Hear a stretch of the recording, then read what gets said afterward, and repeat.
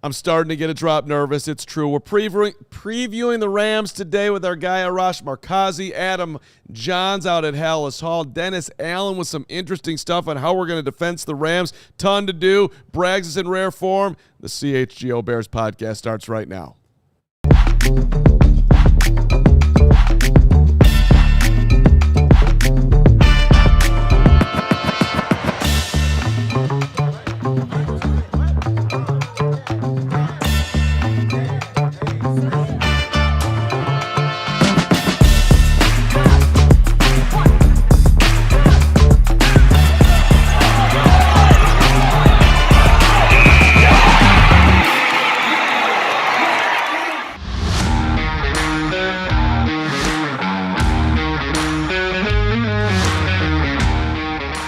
From the Xfinity Loft. I got to be honest, the new jingle is really starting to get me going. I'm in like a little Merton Hanks type of dance here on the show as Braggs tweets out the show and pays no attention to me. But I know you're looking, I know you're thinking, you want to be like me. Huge show today. Welcome into the CHGO Bears Podcast, proudly presented by our friends at Bet365 and from our friends at Toyota.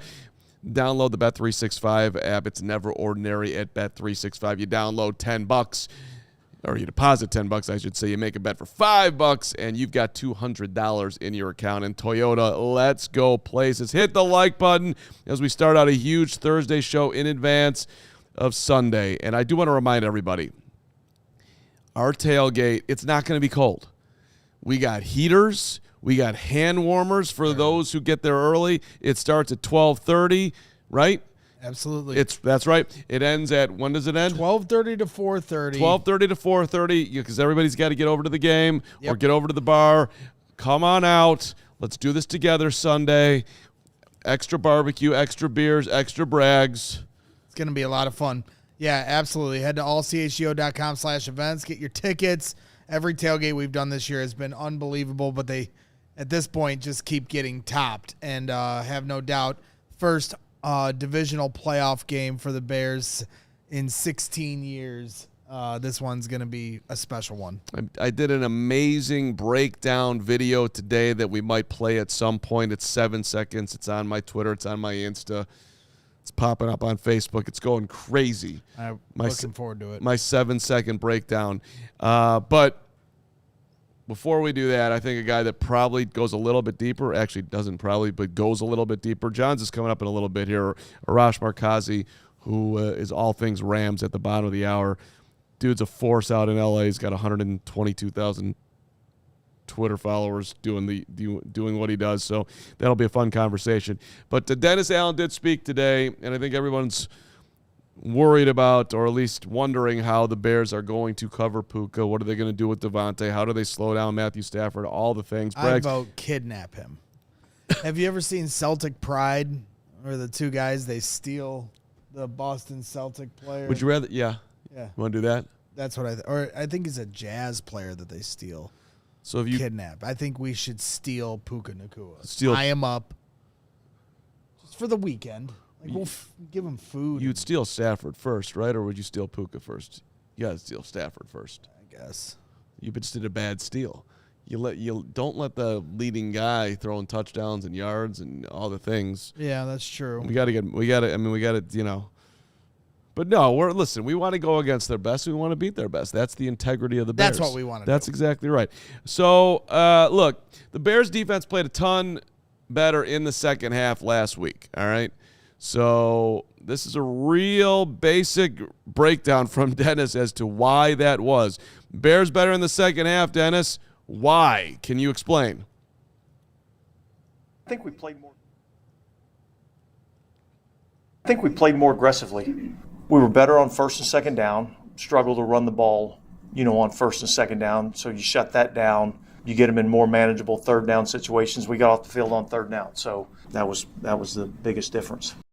So there you go, buddy. But I thought what he said at the start, we were more aggressive. Aggressive. You like aggressive, don't you? Absolutely.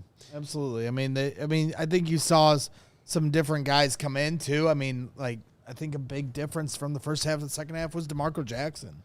So when you talk about aggressive play or physical play, a guy that comes in there and makes an impact like that, like that's going to be the key to this game is the way Dennis Allen mixes and matches all the different pieces he has to work with. It's starting to get to a point now where he's had more players that he's had to work with than he has all year. And so that's a good problem to have, but sometimes it is a problem because, a few weeks ago, DeMarco Jackson had 0 snaps against the Lions. Then he was one of the key contributors on defense for the Bears to come back and win that game in the second half. So, how does C.J. Gardner-Johnson get in the action with Kyler Gordon? How do you balance Tyreek Stevenson's snaps versus Nashawn Wright and Jaylon Johnson? Who are the guys getting cooked? Do you have to have somebody else come in different spots? That's going to be the key in this game is how Dennis Allen utilizes his personnel packages, not just the scheme. Well, speaking of DeMarco, actually, Steven, let's move over to that then, because since you brought it up. DeMarco wasn't playing, and then he was playing because TJ got hurt, and that sucked. By the way, all this scheming makes me remind everybody that X's and Hogs is coming up today with song. Thank you, Son of Gore, for mentioning that. It's a bad job by yours truly. Should have put it in the tweet. Hogue will be fine. Good job. I got the harmonica ready. No harmonica in A block. No harmonica in A block. No harmonica. Okay. No more harmonica in A block. I'll follow. I don't want to get you turned up, so I'll keep it out of the A block. No problem. All right. DeMarco. Dennis. Can we get him on the field more? He stepped up and performed well for us when he's been called on. So, I thought what he was able to do last week and, going from every rep in practice playing a Sam linebacker position, and then next thing you know, early on in the game, he's playing the mic and he's got the green dot communicating to the defense. So I got a lot of confidence in his ability to go in and play well. So I thought that was a little bit interesting. Every rep in practice last week, he's playing the strong side linebacker, the Sam. That's how he was going to contribute in theory last week. And then, of course, TJ goes out. They were not, gearing him up to split reps or anything like that. This is the spot. This is where you're working out. And TJ gets hurt, and they're comfortable enough to throw him right back in there because he's been good at it. But that's my point, though, right? I mean, not to beat a dead horse, and, now he's going to be in because TJ's out, and you don't like to see that.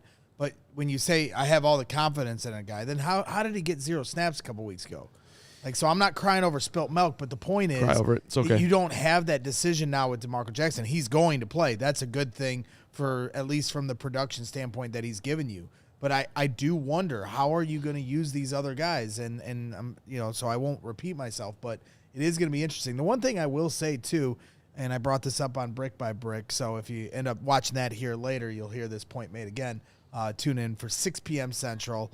Had a lot of fun talking there, but C.J. Gardner-Johnson and Kyler Gordon have not played together all year. It's either been one or the other, right?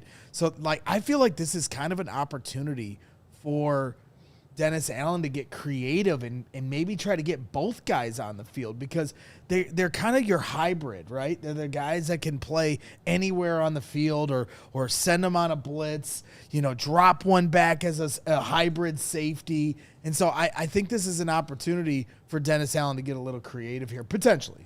All right. It absolutely is an opportunity, and maybe he will. We'll get to – there's some really good stuff on Dennis that I want to play at least at some point before the end of this fine program. But Royalty is ready to join us out at Halas Hall. He's ready to rock and roll. Our guy Adam Jahns in the middle of a busy Thursday. He just left the practice field. Can't tell us anything that he saw. But speak in code. How did it look? Are they ready? Have they turned their focus from the Packers to the Rams? The sun is out, Carm. They're warming up. They look good. They look ready to go. It is still very much cold out here at Halas Hall. The ground is frozen. There's ice patches as you walk out there, but they look warm out there. They're ready for it. All right. Well, I mean, I had a little stogie, one of the little ones here when I got to the studio today. And I know, Jahns, as tough as I am, that's very tough. I only made it through like half of it, and I had to throw it and go back inside. That's how cold it is. And we're not even talking a night game. No, it's going to be worse. It's not even that windy today. Right. That's the worst part of it. You can handle 18 to 20 degrees, in my opinion. At least I'm conditioned for it. It's the wind that contributes to the cold, to the real bitter cold that drops it down to that feel of 10, 15. degrees out there, maybe even worse come Sunday night. Like, that stings. The wind changes everything. So where do you want to go with this, Johnsy? I know Hightower sounded pretty fired up. I know you had some different things you wanted to touch on, but it sounds like Hightower brought the intensity here today. Yeah, let's start with Bears special teams coordinator Richard Hightower. Just a lot of passion, a lot of fire at the podium today. I think that his unit, the third phase, the special teams unit, could be a distinct advantage against the Rams this year, who fired their offensive or special teams coordinator, who changed kickers midseason, and who have really a lot of issues. I know they've made some big plays on special teams, but I don't know, fellas, like, this is a team that fired a special teams coordinator and changed kickers. That doesn't seem to be everything you want it to be heading into the postseason. So I specifically liked what Hightower said about Cairo Santos. If you want to hit that, I think it highlights everything about this special teams unit right now. Let's all settle back in here, because this is a little bit of a lengthy Richard Hightower cut. We got to hang with the Hightower through the Cairo back to the Jahns. So here we go. Cairo is a consummate pro, and Ben's dialed in on all of that stuff. I mean, he's been outstanding with that stuff. I can't say enough about the job that he's done and the job he allows us to do, our job, and trust us. So his faith in Cairo, my faith in Cairo is outstanding. Cairo is respected by his peers, in this league. Everybody knows how good Cairo really is. I'm proud of his resilience. I'm proud of the way he battles, but I'm also proud that he's not satisfied, because he knows the next kick is his most important kick. And it don't matter what kicks he made, all right? Because if the next kick is not through the uprights, then we got an issue. So the only thing we're worrying about is the next mission, and the next mission is the Rams. And we are excited about it. We can't wait to play. We can't wait to practice. So that's where our mindset is. When you guys get close to field goal range and the field goal range, I know you guys are all tracking yardage, what the kick might be. The play right before the 51-yarder goes backwards. I guess how impressive is it? Because that's not the first time that's happened this year, too, where he stepped up and made a kick right after a pretty significant negative play. I guess how impressive is that doesn't seem to affect him at all? It's extremely impressive, and is something that most people don't understand, because if you look at the percentages of kickers when they go backwards, you would be shocked. It's mind-boggling, all right, how many misses happen. But the fact that he's been able to be steady is just another example. And it's all about having each other's back. So if we go backwards on offense, it doesn't matter. We got their back. And they have our back when they driving into field goal range. And all we want to do is have each other's back, all three phases, and get tighter and tighter as we try to do what our goal is. And we're a step closer, but we got to keep working.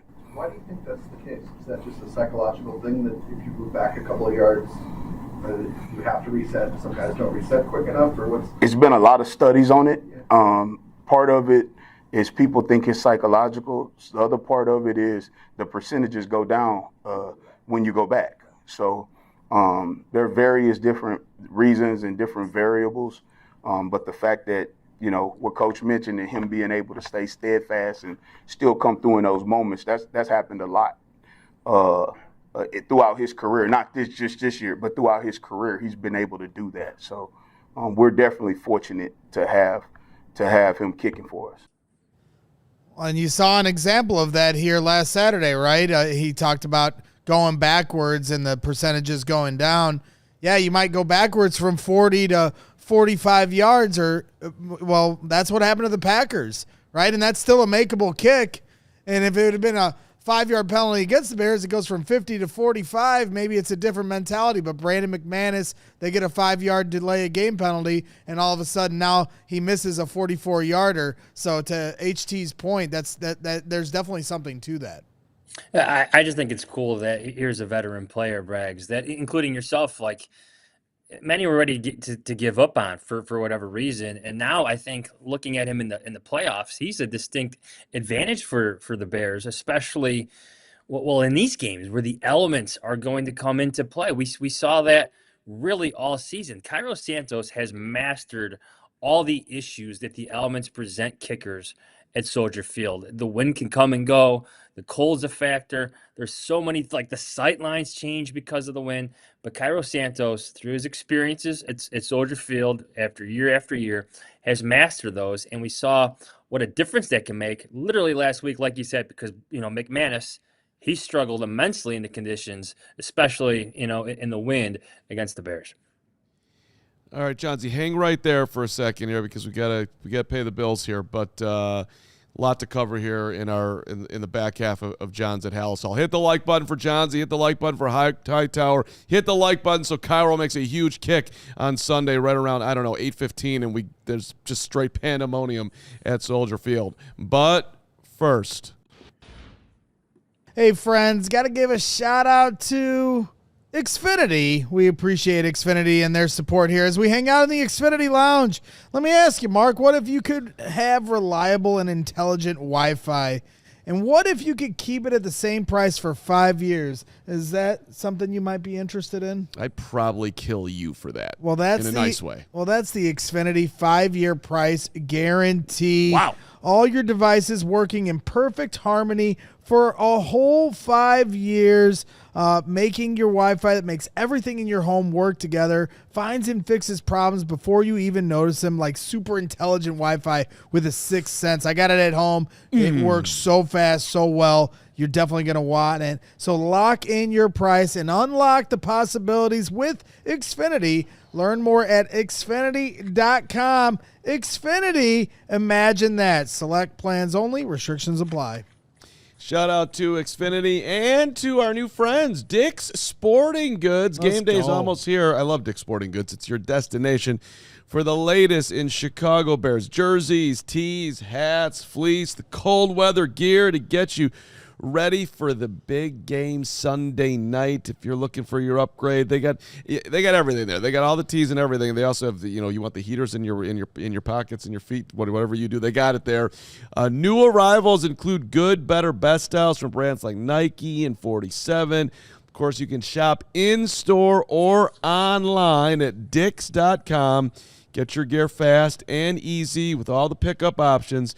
Every game day starts at Dick's Sporting Goods, your official destination for the officially licensed gear to support all your favorite Chicago teams.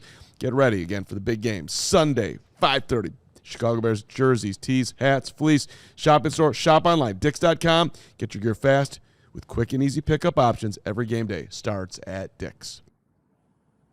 Dick's Sporting Goods back on board with us, or on board with us, I should say. It's the first time not back on board, so thank you to Dick's. Good to have you.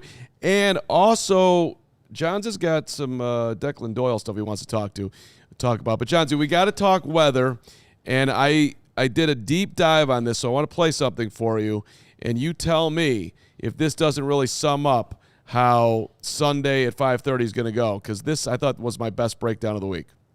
I think the Rams want to come play in this.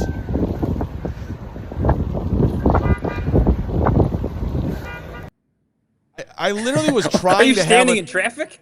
I was at the Wilmette Metro stop, and I'm like, I wanted to have another thought, and I couldn't even think. It was so miserable out there. So I think that right there, Braggs, that was it. Weather's gonna matter though, right? It has to. Like, here's my breakdown. So Patrick Norton and I are walking to our cars yesterday after practice, and I was telling him that jolt from going from 55 to 20, that gets you for one day, but it takes our bodies literally 12 hours to reacclimate to being below freezing. How long is it going to take the Los Angeles Rams, everybody in that roster, not just the players, but the coaches, the training staff, everybody on that sideline to get used to that cold? We get used to it quickly. Going from 55 to 20, we're used to that type of stuff. That happens all the time here, especially this winter. But for them to sit outside and deal with that for an extended period of time, that's going to matter. I know what the Rams are saying. They're trying to not make it matter, have some mental toughness coming in this game. At least that's the messaging coming out of LA. But, guys, we know better. That cold is going to sting them on the sideline. Yep, No question. Go ahead. No, I wanted you to just lean into the fact that Ben Johnson didn't have heaters at practice, and the fact that you love Ben Johnson. You think it's the greatest move in Bears coaching history. I do. I like it, and I like how the players, Kevin Byard admitted to the players being mad about it initially, and now they're looking back like, oh, that probably did help us. So I think there's definitely something to that, and I know a lot of Can I say Rams, something quick? Yeah, go ahead. So, Braggs, I covered a coaching staff here led by Mark Trestman. Whenever the weather was like, I don't know, flurries in the sky or just hovering around 32 degrees, freezing, like he immediately took his team inside the Walter Payton Center for practice. And I remember Mark Trestman like talking about this because we asked him why, because they had some outdoor games coming up, because he felt like they couldn't practice as well as they should have if they were outside in the cold. So instead of like conditioning his players for the cold, he took them inside the Walter Payton Center where it was comfortable. That stands out to me, especially when you hear Ben Johnson tell you how much he loves the cold. There's no heaters at practice, and I can't remember a time really where the Bears went indoors this season in the preparations for a cold weather game. Love Ben Johnson with all my heart. Matthew Stafford, last 10 outdoor games, 1-9, 16 touchdowns, 11 interceptions. Rams last 10 games in Chicago, 2-8. Point differential, -109. Just saying. I'm just saying. It's a factor. I'm just it's not saying. a guarantee. No, it's a of guarantee. anything. Guaranteed. Games. Just go crazy. Bet the Bears. We're gonna go crazy. All right, let's get to Declan Doyle here, Johnsy. He had some interesting stuff to say, so let's play it, and then we'll get John's reaction here. Declan Doyle earlier today on the Bears-Rams offenses and how the similarities, the differences, all of it.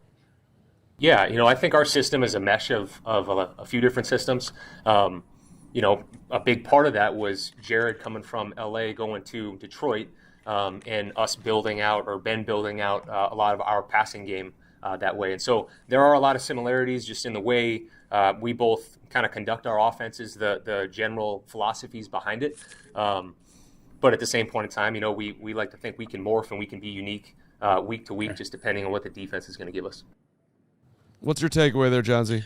I've come to appreciate like Ben Johnson's path to now. He's not from that Sean McVay, Kyle Shanahan tree. And look, Shanahan is an outstanding coach. McVay, an outstanding coach. But that tree has spread across the league. And Ben Johnson is not part of that. Instead, what he's done is really soak up different pieces from different systems that he's been a part of, whether it's Mike Sherman, Bill Lazor, Adam Gase, John Shoup. We know we've talked at length about his connections and his philosophies that Ben Johnson brought here. And he's really created like his own system. So there are some Sean McVay influences, some Kyle Shanahan influences in the Bears offense. We all see that. Some of that is because of their relationship, or Ben Johnson's relationship with Jared Goff. It's like that's how they got started in Detroit.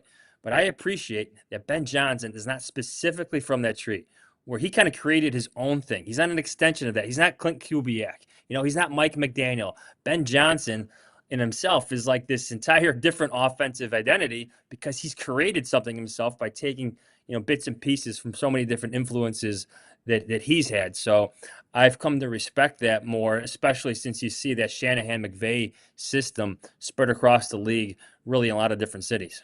Well, and Ben Johnson certainly shook that McVay tree a little bit by taking down Matt LaFleur. And I know Sean McVay was asked about, his friendship because there's, there's a LaFleur on the Rams coaching staff. So they asked McVay, like, hey, have you talked to Matt? And he was like, yeah, we talk. So it'll be interesting to see if McVay's going to get some get back or try to stick up for his boy in that regard, but it's all got to get done on the field. One of my biggest keys in this game, or one of the things I'm really looking at is, the personnel usage now that so many of these players are coming back, and, DeMarco Jackson and Kyler Gordon and Tyreek Stevenson and CJ Gardner-Johnson's back now.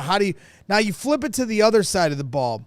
And Luther Burden's snap count went down last week with Rome Odunze coming back, who had one of the biggest catches in Bears history. Happy to have him back. That being said, Luther, along with Colson Loveland, has really taken off. So it's like a good problem to have, but at times somewhat of a problem, in my opinion, when you when you've got the hot hand and you're trying to work back a guy that just got hurt. So, I'm curious what you heard from Declan Doyle and what they're going to do with Luther Burden.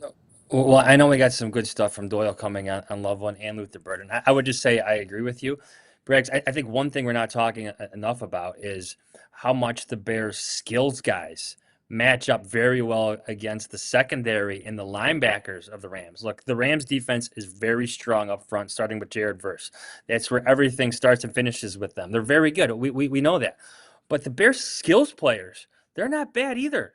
I think like against that secondary and against those linebackers, the Bears might actually have the advantage personnel-wise, especially when you consider how much Colston Loveland can do. I don't know if you want to play that, but yeah, I think there's been a lot of questions about Puka Nacua, Devontae Adams, but I think on the other side of that, I think Rome Odunze, DJ Moore, Luther Burden, Colston Loveland, Cole Kmet. I'm leaving some guys out. Like those guys can have a lot of mismatches in the secondary and the linebackers against the Rams on Sunday afternoon.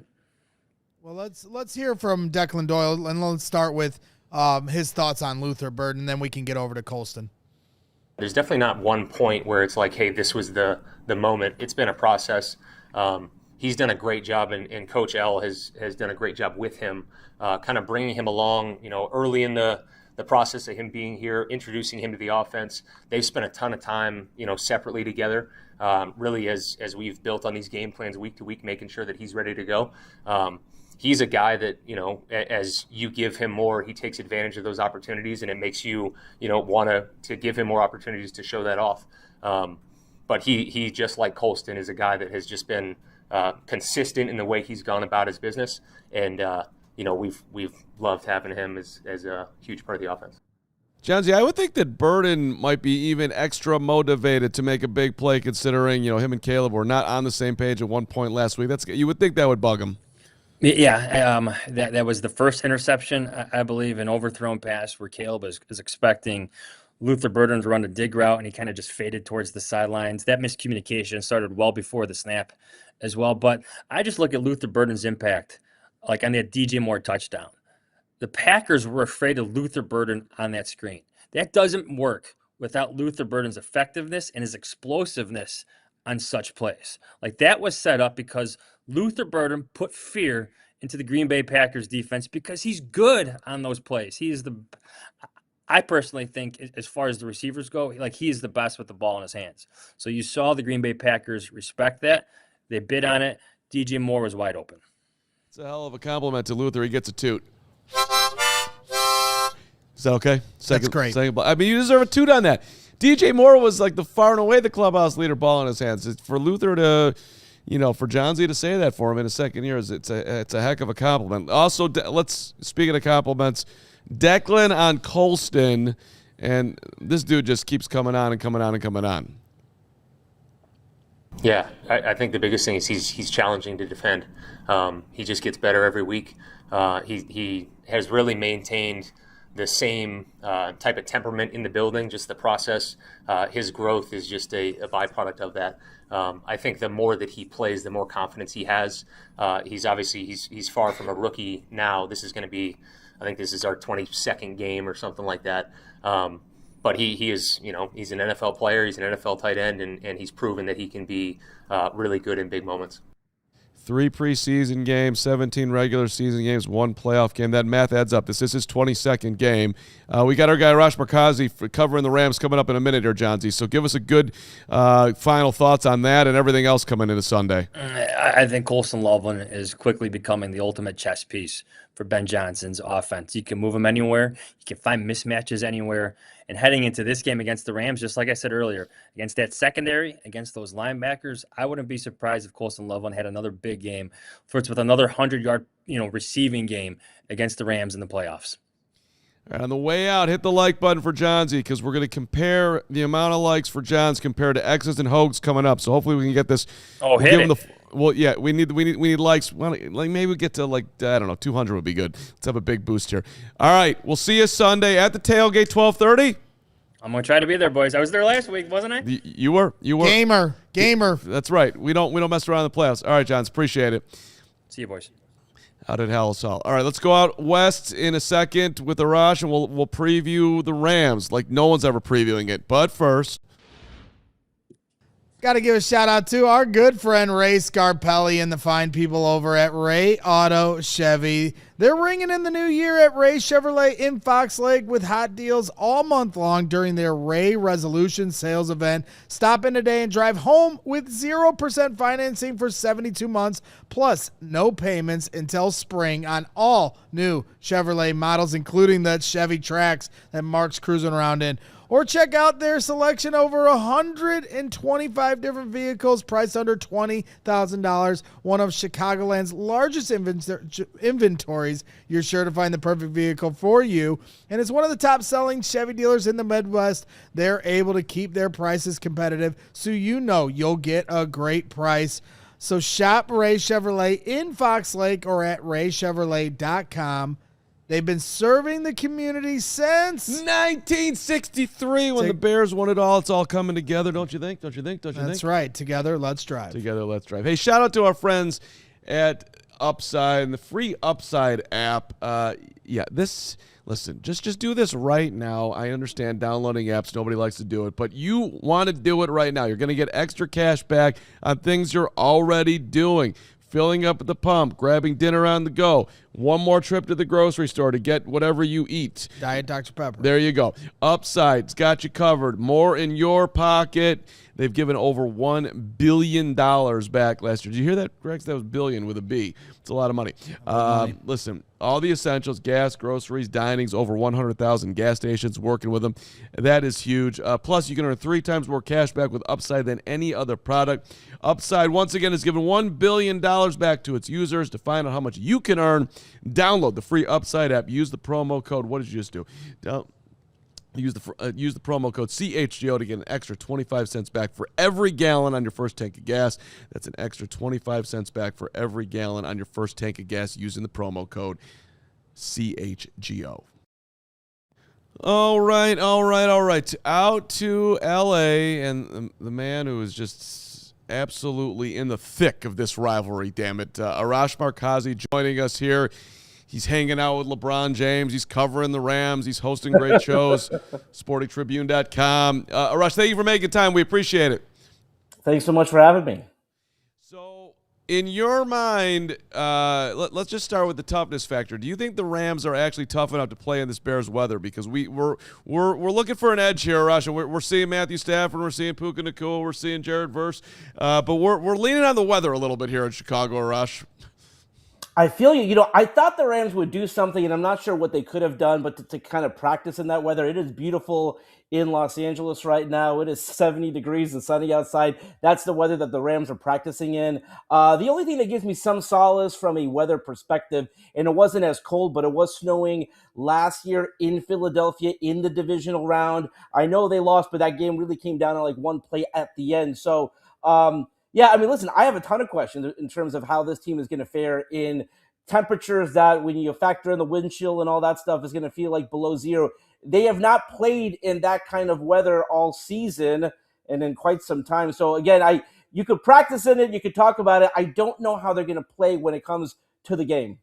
There you go. See, Briggs? Yeah, feel better. It certainly will be interesting. I know some people suggested like maybe they should have come to somewhere around here earlier in the week, but I can understand not wanting to throw off your normal schedule and game week. You know, that being said, let's get into it. And obviously this is a heavyweight bout of 2 play callers of Sean McVay and Ben Johnson and all the X's and O's that, you know, these guys come with. But I'm curious about, you know, this whole situation that happened last week with Matt LaFleur. I know we certainly want to talk about what's going on the field, but Sean McVay was asked yesterday about his communication with Matt LaFleur, and he didn't hide from the fact that they're still in communication. How much of an edge do you think that gives him? I mean, it doesn't really feel like Sean McVay needs too many people's help, but how much of an edge there is that with Matt LaFleur, who, even though the Bears beat him twice out of 3 games, certainly had some pretty good moments coaching here, second half's withstanding. I mean, there's a long line. There's a long history there with the LaFleur family and the McVays. Again, his brother is the current offensive coordinator. Matt LaFleur was previously the offensive coordinator of the Rams. They previously were assistants together in Washington. So, listen, I think a lot of these guys are friends. They're going to call each other regardless. But certainly with a situation like LaFleur, I'm assuming that they talk on a regular basis. So I think the advice there is like, hey, like maybe we can finish the job, but how did you guys get a 21-3 lead in the third quarter? Maybe we can find a way to close it out. The thing that I'm really kind of interested with the Rams, and I was in the press box in Seattle, and I turned to a friend of mine when they're up by 16 points late in that game. I'm like, this team might steamroll through the rest of the league this season, and then the entire season flipped. And it wasn't just that game, guys. They lose that game, right? But then they lose the following week to the Falcons. They're down late to a 3-13 Cardinals team. They had to come back late to beat the Carolina Panthers. So while a lot of people are high on the Rams, just as someone who's covered them on a week in and week out basis, I'm really curious, not just with the weather, how does this team begin? Because they have not started a game strong in at least 1 month. And so that's the interesting part, because when you look at it, they are, yes, and correct me if I'm wrong here, but from a Bears perspective, they're pretty scary up front as getting to the quarterback. But if you can block them up, you would think that they're going to have a lot of open receivers down the field. So, Ben's scheming this up. I mean, in your mind, do you think that this game is more of a shootout, even with the call that this is in the 30s? I would be surprised largely because of the weather, and a lot of it is because of the way that the Rams are playing. And listen, by the way, the Bears are kind of in that same, position there, as you guys well know, in terms of the way that they closed out the season, the way they looked in that first half against the Packers. So I would be surprised if this is a shootout. If it is a shootout, maybe it's a shootout late, after both teams get comfortable. I think both teams are going to be, I could be wrong here, a little bit conservative to begin the game. Certainly with the Rams, they want to get the run game going. Their entire offense, again, with all the headlines being Davante Adams and Puka Nacua and the tight ends, if they can run the ball, that really sets them up to pass the ball well. But the offense just has not looked right for quite some time. So that's the question. Does Sean McVay put an emphasis on running the ball enough? I mean, that's what I've kind of seen from Rams fans is this catch-22 of you have this prolific quarterback and passing offense, but they need to run the ball more. And from what I'm hearing from Rams fans, it feels like sometimes Sean McVay gets away from that. 100%. I think everyone was really excited, towards the end of the regular season going into that Seattle game, that two-headed monster of Kyron Williams and Blake Corum, what could they do? And they've really gone away from that. A lot of that is when Kevin Dotson went down in Seattle.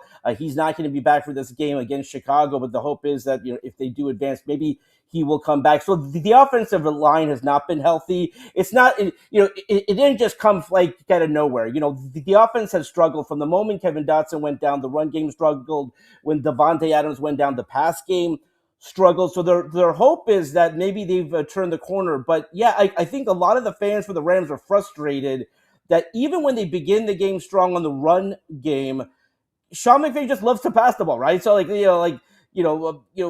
could be a 2nd and 2, and he's going to want to pass. And so I think that's the frustration some fans have.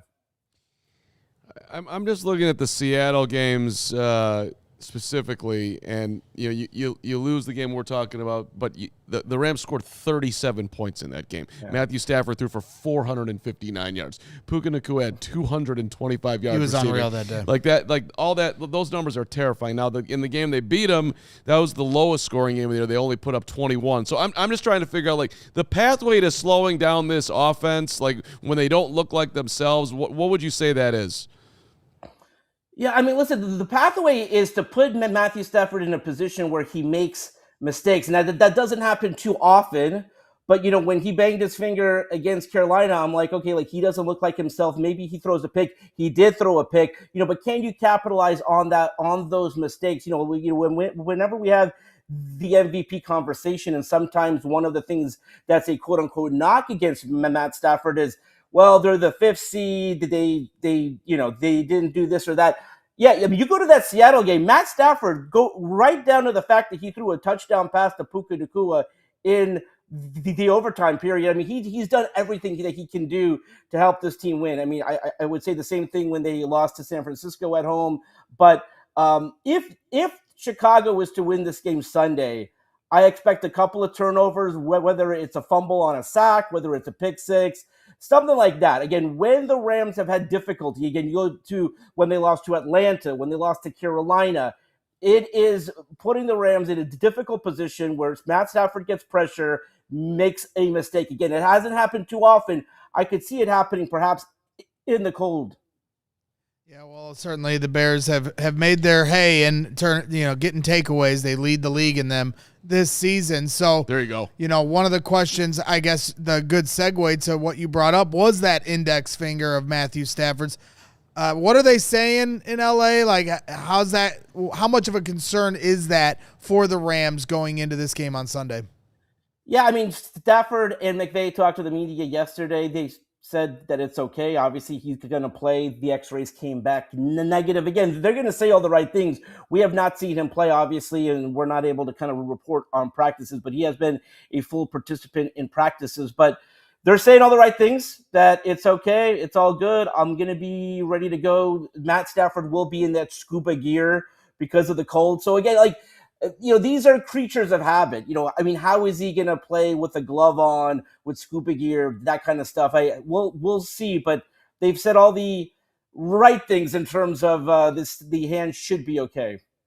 You think the Bears can have some success running the ball?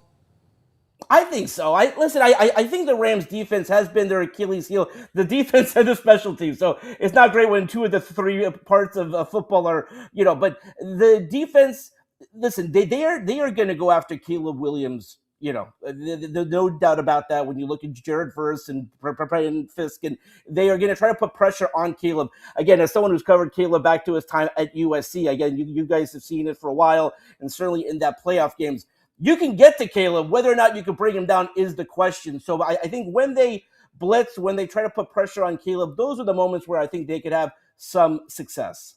So what's going on with this special teams unit? All I'm hearing is how bad it is.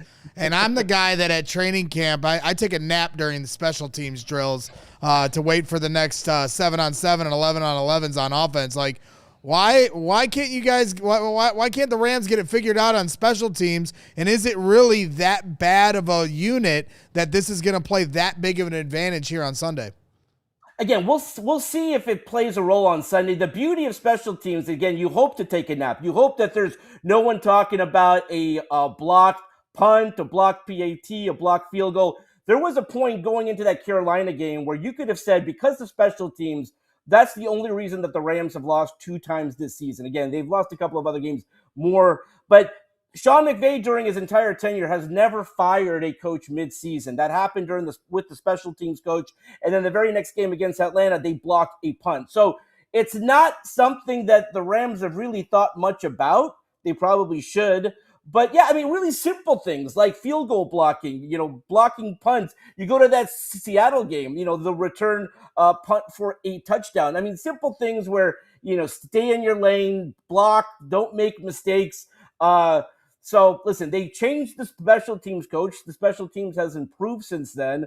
We'll see if it plays a factor here on Sunday, but that was not a point of emphasis for McVay. I think now going into next season, hopefully they go out there and they bring in a quality special teams coach, not some, friend of a friend or like a young coach who's looking for a chance to be a part of Sean McVay's staff.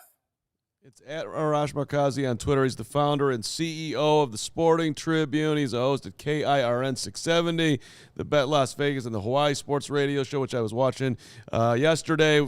Great stuff. Used to be with ESPN, Sports Illustrated, LA Times.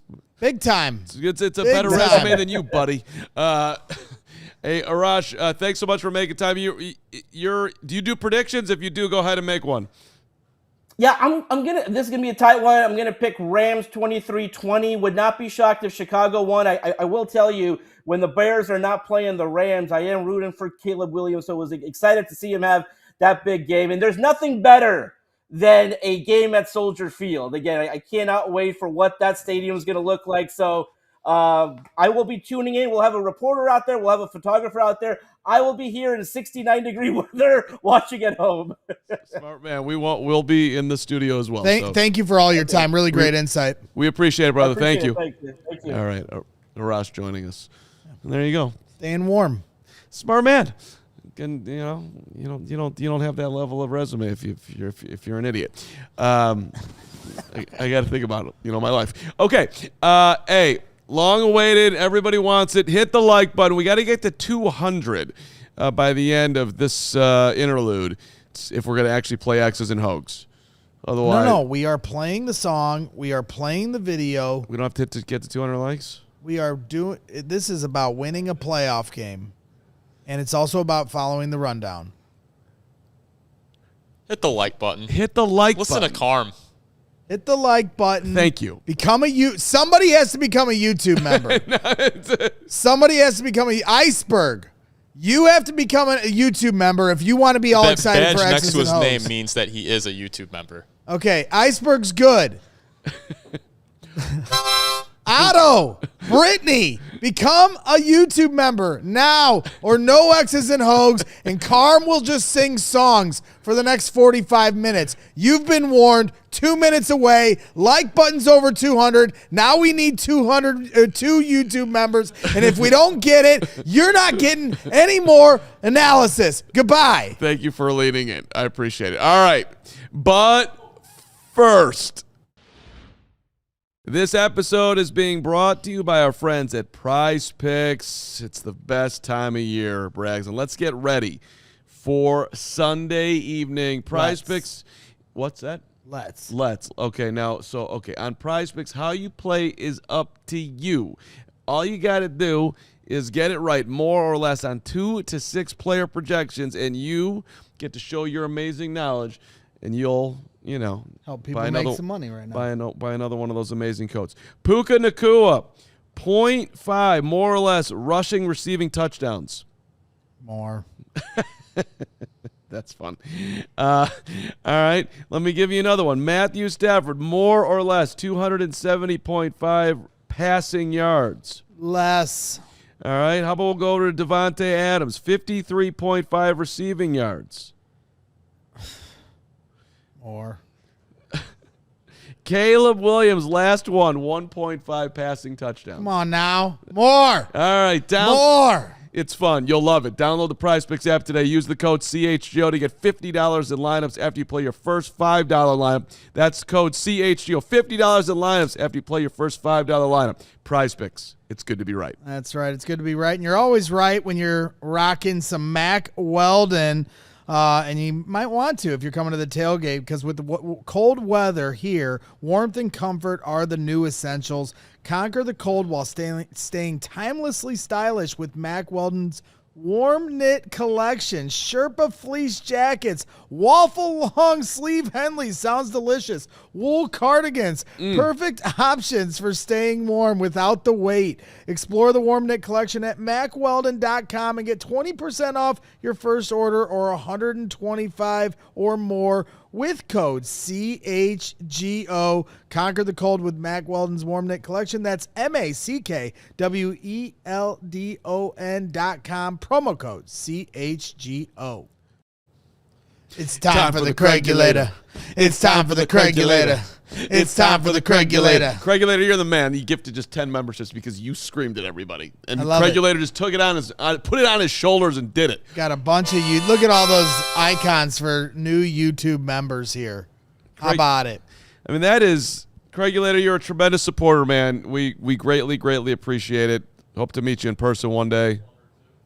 Normandy Plummer just became a YouTube member. You're the man, and Normandy. Once again, like when you become a YouTube member, you get a free super chat at the end of the month. So for a lot of you that, obviously, D Win Infinity, shout out the Infinity Lounge. Infinity. Huh? Do Infinity? Do Infinity. Shout out to the Xfinity Lounge. Just became a member as well. So you get a free super chat at the end of the month. And a lot of you guys do super chats, so this is a way to kill two birds with one stone. You know what I love about this is an initiative that Steven was, tasked with from upper management. And so you're helping all of us and helping yourself community, diehard, YouTube, all of it. Let me talk Tailgate, shirts, Carmonica. Can we talk about Dew? Mountain Dew? Dew. There's our new YouTube member. He's like the morning dew, man. When you wake up and you want something right in your life, you want Dew. You want him to be there for you. And now he's there as a YouTube member. Mm-hmm. Think about what you want in the morning, Braggs. Think about what you want. Exactly right. And that's what I don't think Dew can do that for me. Dew cannot, but he can inspire you to live your best dream. Morning Dew. Appreciate you. All right. I got massive shout-outs, by the way, in our overtime segment because I haven't shouted people out from the tailgate last week, which is a terrible job by me. We're doing that today. We're doing that. Every week we wait like 4 days to shout out the people. Well, that was like a year ago. Yeah, well, it was a year ago, but it's going to be fresh today. But first, let's do it. X's and Hogs was the key to victory last week. With song, we're doing it again. Hoge's got everything for you, and I've got the best part. You look like such an idiot. Yep. Well, I had me a boy, turned him into a band. I showed him all the things that I didn't understand. Whoa. Then he started to grow. Boom, boom, boom. Now he's hosted 2 podcasts, cursing my name. Found a better lover. Jahns is his name. Hey, hey. He's talking Bears twice a day. Boom, boom. 1, 2, 3. Who we play this week? 'Cause we need the path to victory. 1, 2, 3. How do we win this week? They always want to score, but they never throw deep. X's and a ho. He haunts me like Braggs will cry if they don't win it all. X's and Hoge. X's and Hoge.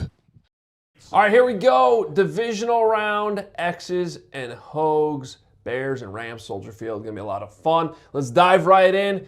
5:30 Sunday night on NBC. Kickoff after sunset. Going to be nice and cold for the Rams coming in from LA. They are still favored by 3.5 points, though. Coming off their 34-31 victory at Carolina last week certainly was not easy. We're going to dive into some of those reasons. Of course, their head coach is Sean McVay. Some chatter about how he's close and good friends with Matt LaFleur. Well, yeah, Matt LaFleur's brother is Mike LaFleur, their offensive coordinator. So, yeah, if there's any carryover and all that, I don't really buy into it too much. But, yeah, I'm sure Mike LaFleur would like to go get a little bit of revenge for his brother this week. Chris Shula is their defensive coordinator. He's getting interviewed for a lot of head coaching jobs, so got that going on this week. And then interesting special team situation. You almost never see this. A coordinator on a good team let go so late in the year. They now have Ben Kotwicka. I hope I'm saying that right. Their interim special teams coordinator. Special teams has been a mess for the Rams this year. It's been a little bit better since they made the switch, but they did give up a block punt last week. Harrison Mevis is their kicker. They call him the thicker kicker, and I'm mentioning him because that really is his nickname, out of Missouri. He's actually been pretty good lately and was good in windy conditions last week against Carolina. So we know that's going to be a factor with the wind on Sunday night. Who handles it better? It's going to be tough for Mevis coming in from LA, but he has been decent. He has been handling it. Of course, Cairo Santos, we know, has been handling it very well. We look at the EPA per play matchup, and the Rams are good. Obviously, they're 5th defensively, although that's slipped a lot lately. So that's on the course of the whole season. They're probably not quite as good as 5th right now. Offensively, we know they're really good across the board. They're 3rd. Bears offense, 8th, top 10 offense. And we know there's still room for improvement there. And then the Bears D, still hanging on. They're still hanging on, and they look pretty good in the 4th quarter, but they are ranked 20th right now overall. The offensive similarities here are super interesting to me, so I want to go through a few things. The amount of under center both of these offenses use, the Rams do it more than anybody. They rank 1st. Bears are 5th most under center. Play action, Rams number 1, Bears number 2. 13 personnel, Rams do it more than anybody. The Bears have done a lot of 13 personnel this year. They do it the 5th most. However, I want to bring this up because as much as the Bears have run 3 tight end sets this year, the Rams do it on 30% of their plays. The Bears all the way down at 8%. The Rams have done it 237 more times than the Bears have this year, running 3 tight ends. So as much as the Bears do it, the Rams are a different stratosphere with it with Sean McVay, and we definitely need to talk about that. And then in terms of motion usage, again, the Rams do a ton of it. They rank 4th. The Bears like their motion too, but they're actually 12th. Let's get into more of the offense versus defenses on both sides. We'll talk Bears offense first. Obviously, we got to talk about the new left tackle. This week, Ozzie Trapillo goes out with that patellar tendon injury last week, expecting it to be Theo Benedict. However, Braxton Jones is healthy again. He's played a lot of football at a high level. If Theo goes in, the run game could actually get a little bit of a boost, and then you wonder if there's any issues in pass protection, and obviously that is a concern with Jared versus Byron Young. This defense for the Rams is very gettable in the back half. However, up front, they're very, very good. So, another thing I want to talk about, 84 or 85, Cole Kmet or Colson Loveland. This is the first week I've actually put Colson Loveland on here with the starters over Cole because he's earned that, and the snaps now reflect that. Colson Loveland is pretty much their true number 1 tight end. However, Ben Johnson likes to isolate his tight ends from time to time against defensive ends, see if they can block one-on-one. Cole Kmet's done a really good job of that this year. Colson Loveland, boy, he can block his ass off too, but he's still a rookie, and there were times last week where he was one-on-one against an end, and it was a little bit dicey. So I am wondering, with this new left tackle situation, are they going to leave Colson Loveland on an island? Are they going to use Cole Kmet maybe a tick more this week for blocking purposes? Just something to keep an eye on. And then the health of Rome Odunze. He was back last week. He had that great catch on 4th and 8. However, if you really watch the film, you can see he's still not quite himself. Still not quite running as fast. Still not quite in and out of his breaks the same way as he was earlier in the season. So how much they can get out of Rome Odunze, and then how much can they get Luther Burden going. They need DJ Moore to continue to step up. He's technically still dealing with a knee injury. So all things to watch here on the offense, going up against a very good Rams front. But Ben Johnson's going to have a plan for explosives, and the Rams will give those up. On the other side, the Rams offense, Matthew Stafford, possibly MVP, of course. Puka Nacua, number 12. He's going to get his catches. He's going to get his targets.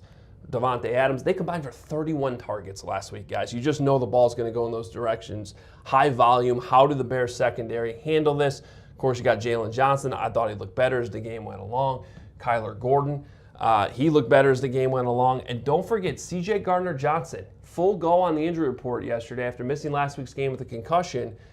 Extra depth and maybe more dime personnel to kind of handle all this. DeMarco Jackson's also in for TJ Edwards this week. A little bit more speed in the linebackers, which could help. And then as good as this offense has been, I do want to point out that when they get to the red zone, their numbers drop considerably. They're going to try to hit explosives and try to score before they even get to the red zone. When they get in the red zone, it tightens up a little bit, and that's been the same in a good way for the Bears defense. They might give up a lot of yards, but they tighten it up in the red zone too. So that red zone percentage this week will be huge. And then, of course, this is where the weather comes in and the crowd. It's going to be cold.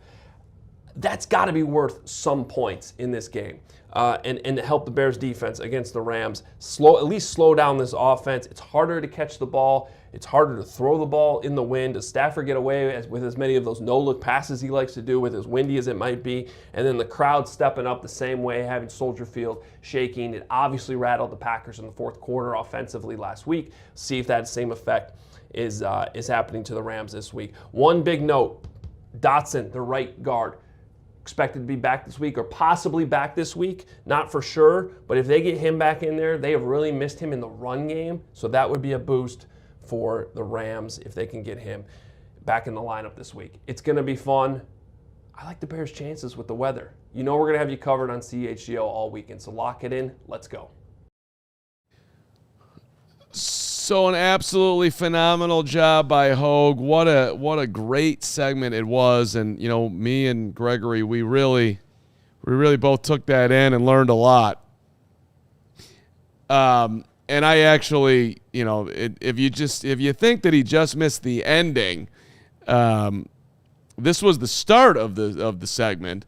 And he haunts me like Rex will cry if they don't win it all. X's at Hoge. X's at Hoge. Great song. All right, here we go. Divisional round. X's. So, as you see, literally left the second the song started, and now finally making his way back, turning off whatever he was listening to. Watching the show. You were? Yeah. All right, well then break The down. thicker kicker. Yeah. That's what I took from it. The thicker kicker. What were you? Because I was gonna ask What were you smoking out there? Markazi if their kicker sucked. Because, that certainly helped us in the Packer game. Their kicker sucked. By the way, become a diehard and whatnot as we head right now into the overtime segment. Bang. Right here. Bang! What a shot. From way downtown, Mark Carman just absolutely killing it this week.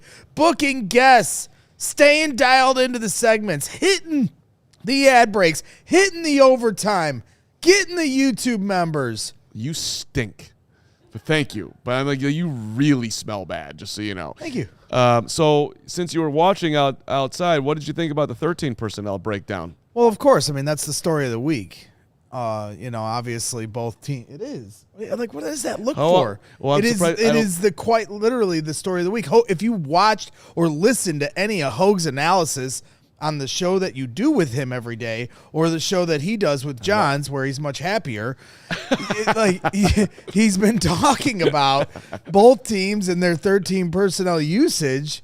All right, so how often, what percentage of the time do the Rams use 13 personnel if you're so dialed in? I mean, I know you just said it. I know. Well, I didn't hear that part. Yeah, okay, exactly. But it doesn't matter. I know they're both in the tops of the league. Rams run it 30% of the time, 13 personnel. What percent of the time do the Bears run 13 personnel, which is 3 tight ends, 13 personnel? That's a tough one. I'd say less. Significantly less would be the answer. That's a surprise that it's significantly less. It felt like that's all they were doing. That's why you watch X's and Hoes and you learn these things. I did watch it. I don't think you did. I did. 8%. Well, that's more than I normally put in. No, 8% is how often the Bears run 13 personnel. I'm sorry. 8%. That's about as much as I watch X's and Hoes. Right. 8% of the time. Okay. Well, I appreciate the segment. I just want Hoge out there to know that I was paying attention, and you weren't. You're having a great week. You really are. Thank you. I think we really need to make note of that because it may never happen again. Yeah, all right. I have been proud of you. Even a guy yesterday was in our YouTube comments talking about how it seems like me and you are getting along and our chemistry is growing. I don't know really where he's got any of that evidence from. Let's not go crazy. All right. Hey, you know what I'm fired up for the rest of the week? Game Day Men's Health. That's right. I'm going there tomorrow, 10 a.m. Let's do our Game Day Men's Health Difference Maker segment. Become a better father. Become a better husband. Become a better man. Become a better person. Go to Game Day Men's Health. Visit GameDayCHGO.com to find the locations closest to you. Get your hips worked on. Get the calves worked on. Take some testosterone. Get a vitamin supplement. It's like it's literally like going to it's like a sports clips. Get great snacks in there, man. They get the coconut water. They get the good bars. Now you're talking my language. There Snacks? Yeah. I thought this was about being healthy, but if we're talking snacks. Well, they're healthy snacks. Oh, I see. The nuts and the like the dried fruit nut, that type of snack. Okay. The good stuff. Okay. So it's a good one. All right. Shout out to Game Day. Yeah, Game Day, the difference maker. I mean, obviously, I think the difference maker has got to be how they contain Puka Nacua. Well, see, while you were on the balcony, we were planning the segment. So just sit there. That's the symmetry that we have, the unspoken communication. Lance Briggs talked about that with the crowd noise. Like sometimes you're not going to be able to communicate verbally and you got to use hand signals, but we don't even need either of those because we are so simpatico. That's true. Thank you. Now just sit there. Go back outside if you need me to. No, don't do that because it's fun to talk to you occasionally. So Dennis Allen, we played a couple of clips for him. I thought that Herb Howard had a phenomenal question to him because last week, you're seeing the wide receivers run free because, and the Lions game too. You can't we have nobody that can cover Amon-Ra, but these receivers are bigger.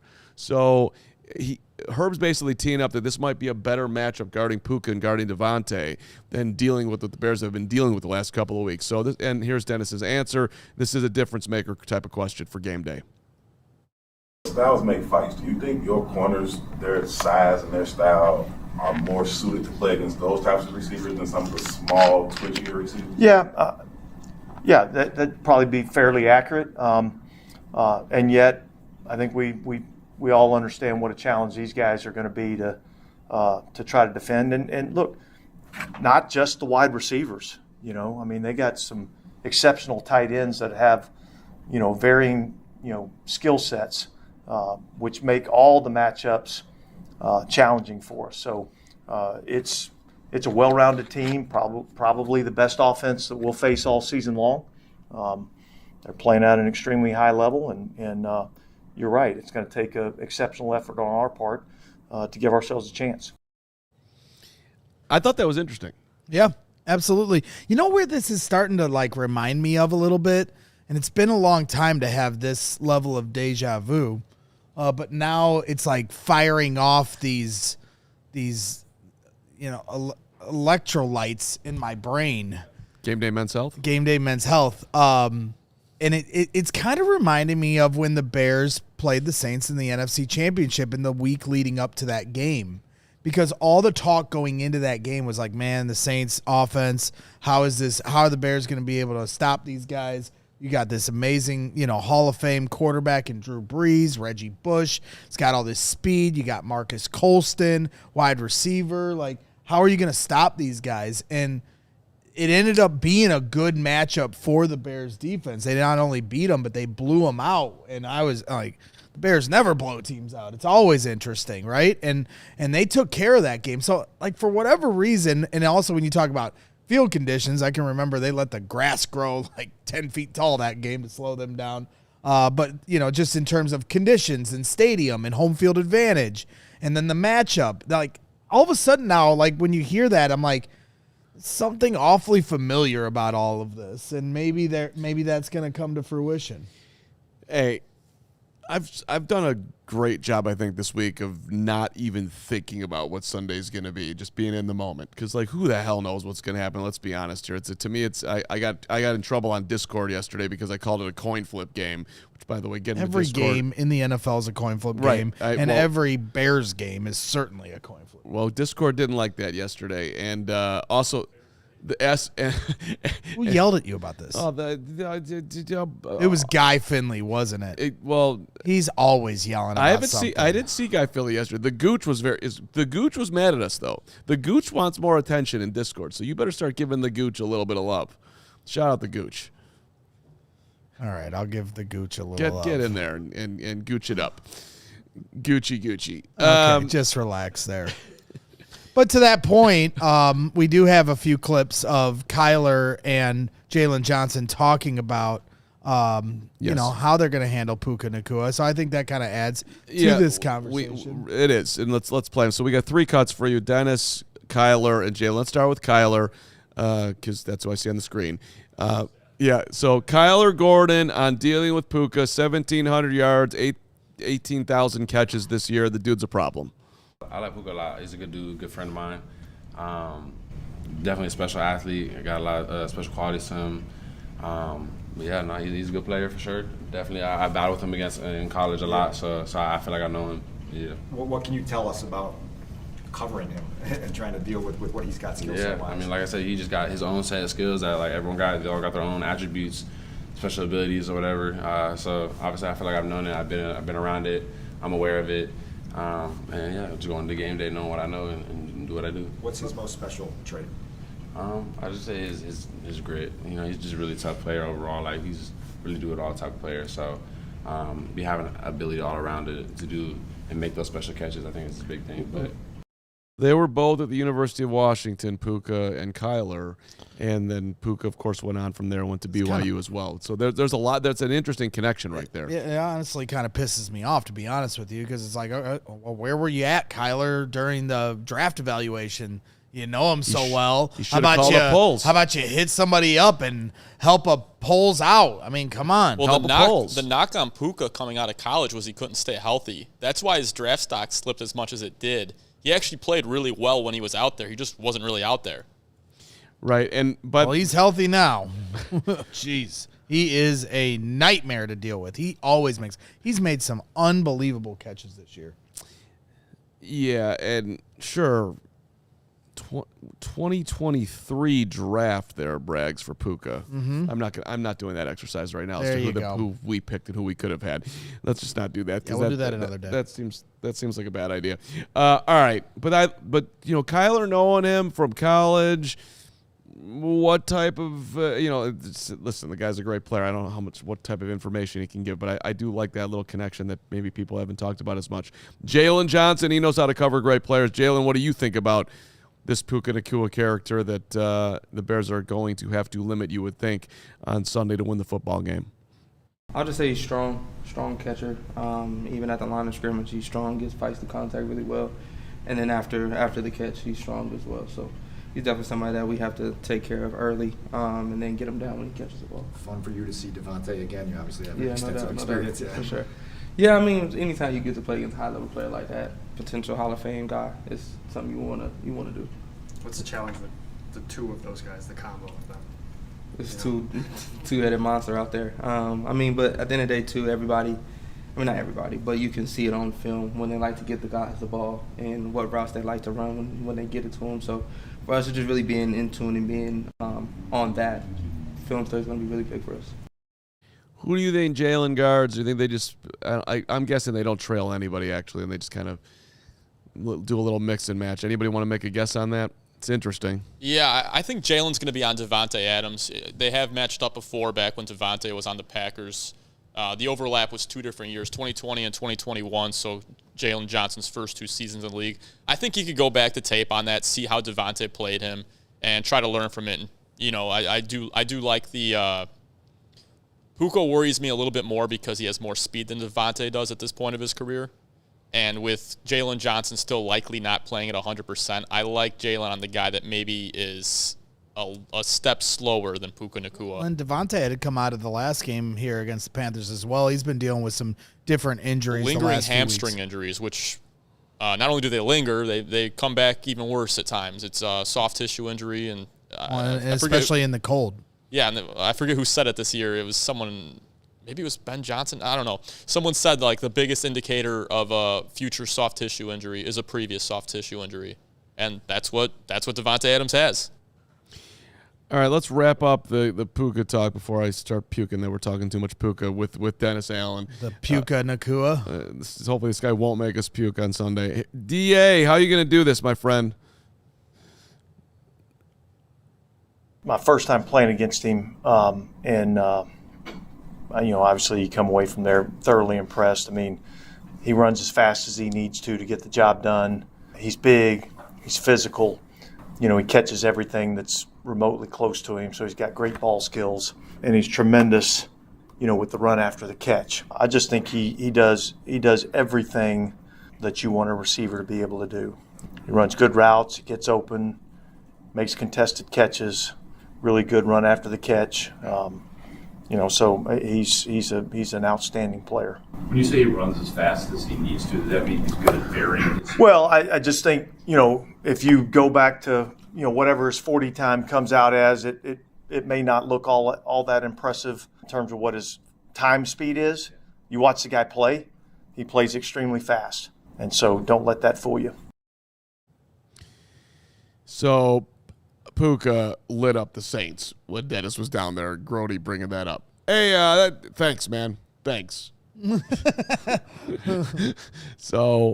But I do think that, having to, seen it up close and personal, that's not a bad thing as far as being aware of what's going to happen on Sunday. Not that it's all on tape and you see it, but yeah, he's actually experienced it in the game. I'll take that as a slight positive because I'm Mr. Optimistic these days. Yeah. The Gen Dog here in the chat says, you got to scroll up a little bit, Steven. He says bragging hot those electrolytes in his brain. Seems like you didn't hit those electrolytes in your brain because you don't know how to spell. How you like that, Gen Dog? Not so funny anymore when you don't know how to spell, trying to say I'm stupid when you look stupid. Okay, we've reached the part of the program where Braggs likes to fight with the chat. Well, you're gonna come at the king. Don't miss. Okay, so I looked into the matchups. Self-proclaimed king now. He's just LeBron That's himself. a movie quote. I looked into the matchups a little bit more to see where Puka Nacua might line up. And just going off of last week in the wild card round, he lined up in the slot 18 times and out wide 40 times. So I think Kyler will get him some. It's going to be Kyler. It's going to be C.J. Gardner-Johnson when he's in the slot. And then on the outside, I'm still wondering if we do see Tyreek Stevenson a little bit more after a pretty solid second half, including a forced fumble from Tyreek. Well, and he had a touchdown against the Panthers where, just like Ben Johnson likes to utilize different looks in the backfield, whether it's 13 personnel or you put Olamide Zaccheaus in the fullback spot, right? They had Puka Nacua in the backfield, and that was their ability to get Puka lined up, isolated on a linebacker, and then he splits out, and comes up the seam for a touchdown. So they understand how defenses are looking, so then they're going to give, Sean McVay, just like Ben Johnson does, is going to give them looks to challenge those personnel packages. Yeah, I watching their game, it's like, oh, God, there he is in the backfield. That's annoying. Well, nine times this season they've lined Puka up in the backfield. So it doesn't happen often, but it's one of those things that McVay, a lot like Ben Johnson, likes putting things on tape to try to mess with the other teams. And they got a touchdown out of it last week. So, and by the way, just to wrap this up, Puka had 164 yards and 9 catches against Dennis Allen's defense when he was down in New Orleans. 11 targets. Do better. You can do this. You got this. All right. Last one. And hit the like button for all y'all for hanging out here for an hour and 15 minutes, 20 minutes plus here on a Thursday. Become a YouTube member, Gen Dog. Yeah, Gen Dog, you're the man. Don't listen to Braggs. But do become a YouTube member. Listen to him there. Hey, I don't care if you spell things right. That doesn't matter. Spelling's overrated, especially when it comes to YouTube chats. Dan Roshar, Bears offensive line coach. Love this guy. The king of all kings. The run game sucks right now, Dan. How do we get it better? Let's go. We need it on Sunday. Ben admitted yesterday the last few weeks the run game hasn't been quite dialed in kind of the way it was before. What have you diagnosed as maybe some of the issues? Well, look, some of it, I didn't think we played very well against Detroit. So let's take that out of the equation and then evaluate last weekend. There were a couple times we didn't target things the way we needed to, and a couple times the safeties, the perimeter got to the football either quicker than we wanted or expected. So, there's a little bit of combination of everything. And then you kind of look back and you say Swifty had a pretty decent day running the football. He was pretty efficient. We just didn't get enough of it. And some of our negative yardage runs were for a variety of reasons. The other thing I want to ask you about is I haven't necessarily looked at snaps being an issue much this year, but then all of a sudden a little bit, and the shotgun, some of those shotgun snaps have been off a little bit. Yeah. Is like when that randomly happens, how do you? You address it, you coach it. Drew's really diligent. He's aware of it. Sometimes when he goes fast, the ball get a little bit off target, and you just constantly are trying to remind him that first things first, it's delivery of the football, and then going about his business. So you want it to be better, and I think we tracked it, and there was probably 3 that were really egregious, where I think it really affected 18, and then there were a couple that were again off target and maybe didn't negatively impact the play, but we look at it and it's got to be better. When you say going faster, are you talking about the pace of the snap or him getting out of his stance? Him getting out of his stance, a variety of things with cadence. You might be doing something on an early cadence or whatever, and those things can impact you. With this Rams front, what strikes you about the 2 guys on the edge? Well, they're outstanding. They're powerful. They can compress the pocket from the edge quickly. The guys inside are really good. I think collectively this front 5 is as good as we've seen in its entirety, and we'll have to play really well. Ben talked about trying to maintain the width of the pocket. Yeah. How big of a deal is that against this particular matchup? It's huge. And so you want to control width and you want to control depth. Yeah. And I think those challenges come to us and present us a real challenge for this weekend. And, Ben's been outstanding about understanding the issues that we deal with, and I think the game plan will reflect that. All right, Dan Roshar is just it's phenomenal. It's crazy to think they pulled him out of retirement. Like, he just doesn't seem like a guy that's worn down by the game. I agree with somebody in the chat that just said, like, you can tell this guy grinds offensive line tape until his eyes bleed. That was the Grommer. And it's like, it's true. And the way he just speaks about it so calmly and, like, kind of walks you through each thing, like, it's shocking that they pulled him out of retirement. You could hear and feel the passion he has for the job he has in the game of football. So you just can't say enough about his coaching staff. He's 65 years old. That's not, you don't want to retire. You want to coach the Bears offensive line. Yeah, I guess you're going to sound in much better mood when you're, in the divisional round of the playoffs. So, that part of it. Sitting on your couch playing golf and doing whatever, I don't know. Dan Roshar strikes me as somebody who might go canoeing. He's out of Clinton, Iowa, right there on the Mississippi. Maybe you ever swamped a canoe? Mm-mm. Never. You stand up in the canoe. I learned that at Camp Nebagaman. You grab both sides of the canoe, boom, boom, boom, boom, boom, boom, boom, and you flip it, and then there's an air pocket underneath there.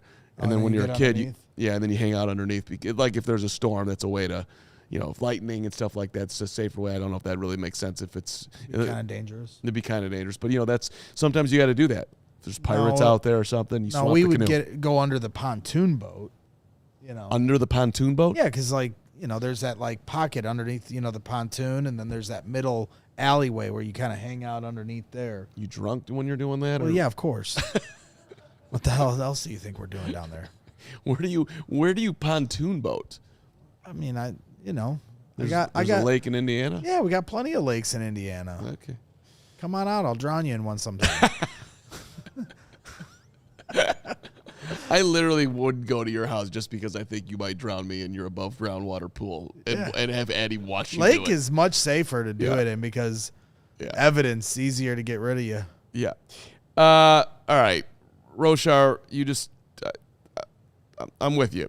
The run game's gonna be great this weekend. Damn it, you got this. Well, I did find it interesting listening to Markazi talk about how the Rams are notorious for slow starts. So this is a battle of the slow starts, and who's gonna be the one to not have a slow start this week. And the Bears, the last few weeks, right? They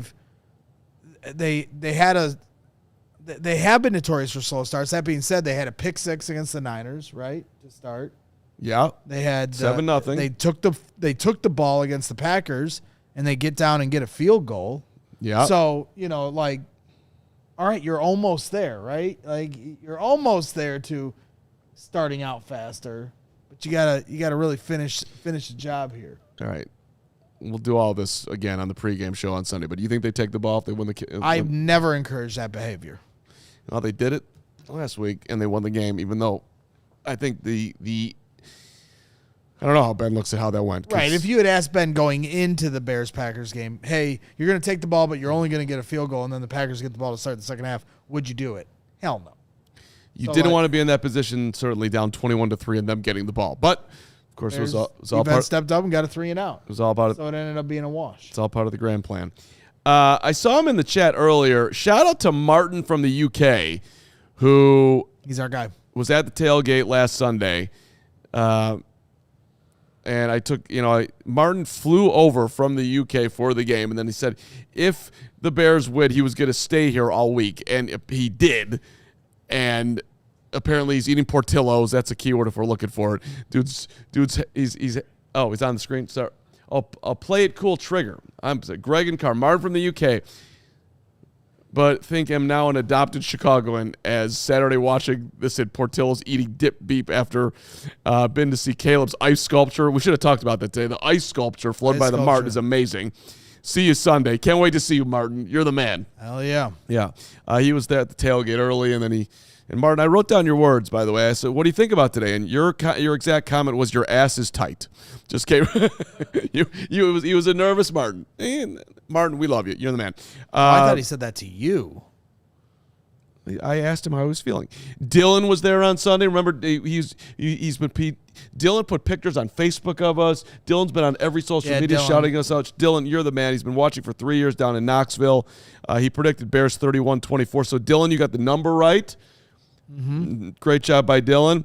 Heather from L.A. You remember Heather from L.A. Of course. Heather was awesome. Evan and Nick from St. Charles. Dynamic duo coming over from St. Charles. See, these are the people you meet at the tailgate. Come out to the tailgate. What about Tyler, Daniel, and Brandon from New Jersey? Great guys. They were awesome. Daniel was from Scotland originally. He had like a Decatur Staley's hat on. That dude was sweet. Brandon from Cincy.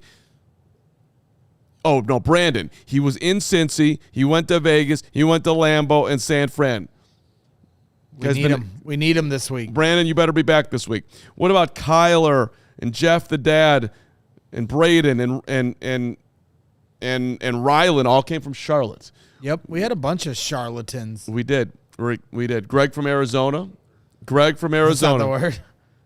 Spencer had the cheese grater. What's a charlatan? You know what a charlatan is? It's like I like kind of know. They're fraudsters, man. They try to trick you into hucksters. They're hucksters. Spencer supports us all over the place. We've seen him at Almost Home. He helped tear down the tailgate last week. He bought the cheese grater. Me and Spencer are tearing down the tailgate with Jake, our general manager, and like Jake disappears for like 15 minutes. We're like, where is Jake? Well, he was buying his apparently, ticket? yeah, trying to get his ticket to go to the game. Oh, that's a good job. Jeff from Maryland. He was at the Hail Mary DeMatha loss when Caleb was in high school. He was a DeMatha guy. Who? Jeff from Maryland. Wow. That was a cool guy that was at our tailgate. What a call out there. Where did Caleb go to high school? I forget. Yeah, that's not a good job by you. But they lost. Gonzaga College High School. He went to Gonzaga. Right. They beat DeMatha. We should have our guy back in here. Injury reports out. Let's take a look at it. It was clean yesterday. It did look outside of Nick McLeod. Today's injury report: Nick McLeod groin did not practice. Limited. DJ Moore with the knee. Rome Odunze with the foot. Limited. Everybody else full. CJ Braxton, Agbangbamiga, Jalen Reeves-Maben, our budding linebacker, and Tryon Shoinky-Dinky rocking and rolling. He's back from the concussion. Let's go. Injury report looking good, man. Yeah. It's a good injury report. Tryon Shoinky-Dinky, as you affectionately call him. Yeah. Make sure you tune into the Brick by Brick podcast tonight. There's a reason it ties in, Carm, because if you watch the Brick by Brick podcast, and I know you do, Carm, Briggs always likes to give me crap when I can't pronounce certain players' names. And so like who? He tasked me with we did a fun segment. We had a fun guest on as well. And who booked that guest? Briggsy. Oh, okay. Briggsy. I know you didn't. Mojo. I've been dropping the ball lately. I lost all my contacts, so I'm kind of okay. swimming without a paddle. You do a million other things. You don't need to book guests. Go ahead. But yeah, Mojo Brooks, friend of Briggs and Azuma's. I got to meet him today. Mojo Brooks is a comedian. Okay. He's been ingratiated in Bears Nation the last few years. He was on a couple of the schedule release videos. Is that the short guy that's he does. He's funny. Yeah. I like him. So he was in today, and we had some fun with some different segments, and obviously we talked a lot of Bears Rams. So make sure you tune into the Brick by Brick podcast, 6 p.m. Central. That kicks things off. But that was a tie-in to the Shoyinka. The party continues tonight at 6. Hoge and Jahns tomorrow. What time does that go out, Steven? At some point. At some point? Mm-hmm. Noon or tomorrow, right when, we used to go. So that's beautiful. Matt and Brooke from Durham, North Carolina, they made the trip. He's a software developer from IBM. I think he met Sweet and Sour. At least I wrote Sweet and Sour down. Shout out Sweet and Sour. Theo Bennett's uncle from Ottawa, Canada, who didn't play football until he was 16 years old. They were there. The Dennis and Jennifer show. That was the uncle, Dennis, and I believe his wife, Jennifer. And I asked him, how did you find the CHGO Bears podcast? And he looked at me and he said, it's called the internet. Shout out Dennis. Paul from Long Beach, California, and his dad grew up in college. Jesus from Dallas, a big Cowboys fan. From Albuquerque, I think I got that right. I hope I did. They were awesome. They had the whole like blanket, scarf, hoodie thing. They came in 1997, their first game after the Zords trade. Hope you're still listening on the show here. Joe from Wisconsin, a Bajent fan for life. Joe, you're a brilliant man. Tyson was awesome this week. Dean from Bucktown also loves Bajent, was at the tailgate. Ray the Barber. Talk to Ray the Barber? Of course, Ray's a good friend of mine. Ray's a good man. I love Ray the Barber. Courtney Wilson was in her Bears coat with her 2-year-old son, Rowan. That was amazing. Dad, Dave. Byron on the Bridge in Vegas. Remember Byron on the Bridge? Of course. Byron on the Bridge. He was there with Dre. DJ Cal, Jerry. I don't know what that means. Ryan and Isaac, dental school, drove from Kentucky. Great career choice is what Parkins told him. he's like high floor. High floor. Brian and Derek, shout out to Brian and Derek. Carter from Arkansas, it was his first Bears game at Soldier Field, and Chloe was with him. Justin, who hates Carm and Bajent, he was there, your guy Justin. Hell yeah. That idiot. Jay Targaryen. Yeah, no, he's a good man, Justin. He's first of his name. Yeah, Jared and Jack from Detroit works for Amazon Prime. Jake in Arkansas, he predicted 28-23, the Blackout Show. Shout out to them, those guys. Okay. You going to light me on fire? And then Doug and you want to get out of here? 5 YouTube members right now, and I'll light Carm on fire. Emma likes that idea. Doug and Marley and Marldon, I think. Oh, he's Marldon in the Super Text. Doug and Marley. He's also got a Cats tailgate on Isabella right by the stadium. I'm coming over. Let's go Northwestern. It's going to be an amazing football season, or at least they'll win a couple of games. Basketball's killing me right now, but that's okay, Chris Collins. You're going to get this going. By the way, play KJ Wyndham. His name's KJ Wyndham. Can you play him? Thank you. Nobody cares about that. I get it. Brad from Vegas with his sister. Lives outside Chicago. Grew up in Milwaukee. Dad from Lake Zurich. Ben. Point at me. What about Ben? Ben, it says Heat. I don't think that's right. Noah, Tim, Brody, Packers from Decatur, landscaper. That's my notes. Look at how many members all of a sudden became YouTube members.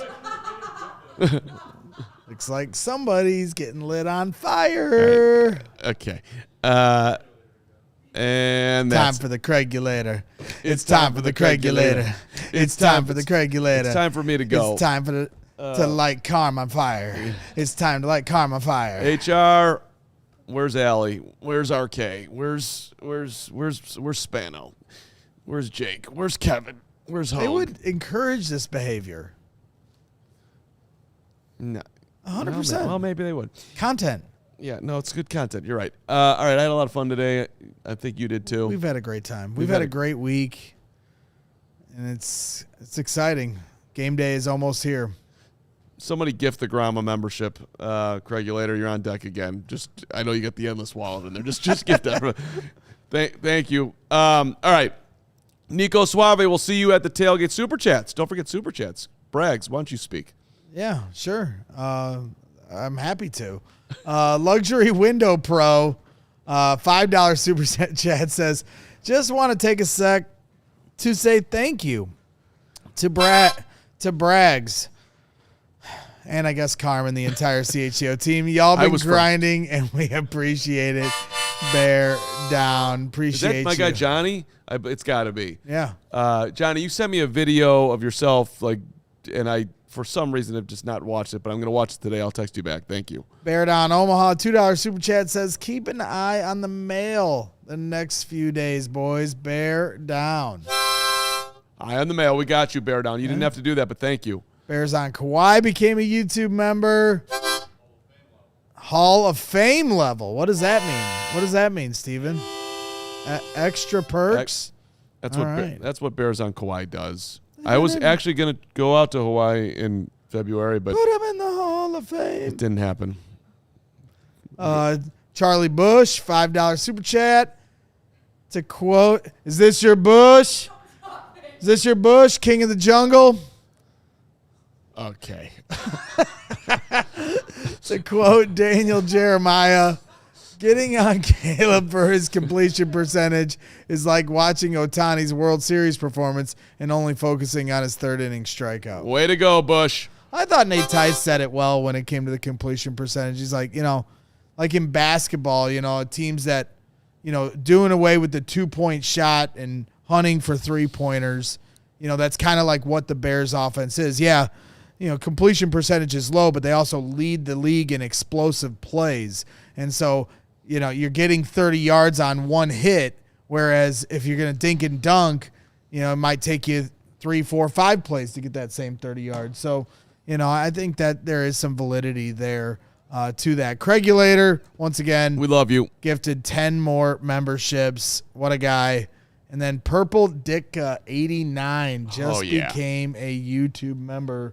What do you have to say about Purple Ditka? Well, the thing about Purple Ditka, it's like the Xfinity are right here. Purple Ditka, it's a little bit uncomfortable, that whole thing that he's got going on there. But that's what you love about Purple Ditka, because what's he got going on? In the sea of the storm, in the eye of the storm, in the sea of the waves, and the waves of the dichotomy, Purple Ditka, he just settles you down into it. He's like an infrared sauna that you want to hang with Purple Ditka. Right. Talk about life. Figure out what the next move is. He to decipher the direction of where to go, and that's what he does. And this is thank you, Jake. This is tempting. Don't worry. See, I asked for help from HR, and Jake actually comes running in case something bad happens. I do think he's slightly. He didn't try stopping it. He's like, all right, if it does happen, he's slightly encouraging it. Right. But we're we're here. Craigulator's gifting more YouTube members here.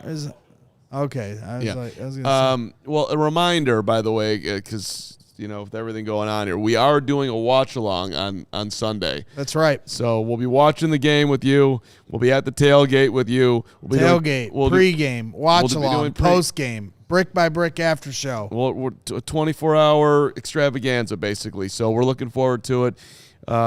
Fingers crossed, this game goes beautifully. Because if it doesn't, it could. Who knows what will happen? Craigulator, $20. Braggs, please do not light Carm on fire. You could take a torch to that harmonica. They're a package deal, Craigulator. We are. I am. This is what gets me through the day. So I'll be on the Metro this afternoon, playing it for anybody who will hang out. I'm sure those people are very blessed and look forward to that momentous occasion. And you'll be happy to know that this fire extinguisher is disgustingly dirty, and now it's all over my pants. I don't think it's just drywall. That's all it is. I'm sorry, shouldn't have shaken it. It was a bad shake. Yeah. Yeah, bad shake. My bad. It's a great way to have the show, though. Thank you for watching and subscribing and YouTube membering and believing that all this could be possible one day. So we'll see you. 16 years in the making, ladies and gentlemen. Our first divisional playoff game since 2010, 2011. Come on, guys. Hey, like I said, since we started CHGO Sports, we've been waiting for this. Been building here the last 4 years. Been through some 10-game losing streak, post-game shows. Technically, you're not correct because Seattle was the divisional round and the Packers were the NFC Championship round. Correct? Right. Correct. What about it? Well, we're just in the divisional round. We had a wild card round last week. Right. So, our first one since. Correct. Whatever I just said, just scratch that from the record. You're right. Yeah. I can't wait for Sunday. It's amazing. See you at the tailgate. Let's go. Bear down. Light Carm on fire. Hoge and Jahns tomorrow. Brick by brick tonight. Thanks for watching.